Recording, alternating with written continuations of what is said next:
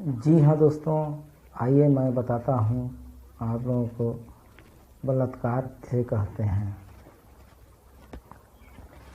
जो पुरुष एतस्मिन् पश्चात अपवादित दशा के सिवाय किसी स्त्री के साथ निम्नलिखित 6 भांति की परिस्थितियों में से किसी परिस्थिति में मैथुन करता है, वह पुरुष बलात्संग करता है, यह कहा जाता है।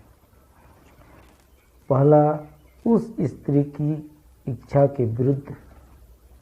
दूसरा, उस स्त्री की सहमति के बिना।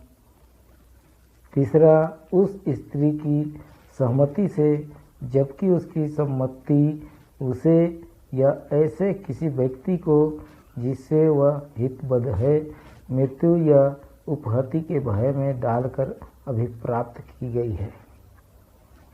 चौथा कंडीशन, उस स्त्री की सम्मति से जबकि वह पुरुष यह जानता है कि वह उस स्त्री का पति नहीं है और उस स्त्री ने सम्मति इसलिए दी है कि वह विश्वास करती है कि वह ऐसा पुरुष है जिससे वह विधि पूर्वक विवाहित है या विवाहित होने का विश्वास करती है।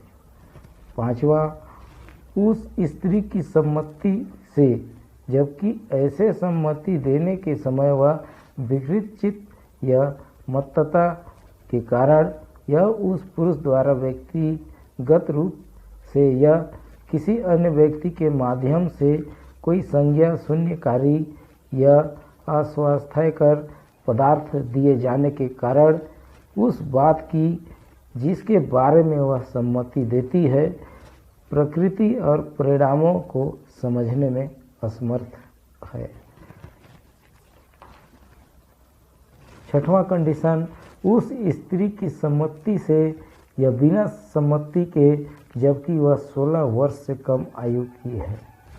तो दोस्तों, ऐसे 6 कंडीशन में 6 प्रकार की कंडीशन के तहत शारीरिक संबंध बनाना बलात्कार की श्रेणी में आता है और इसका उल्लेख भारतीय दंड संहिता की धारा 375 में जो है दी गई है और 376 में जो है बलात्कार के लिए दंड के बारे में दिया गया है।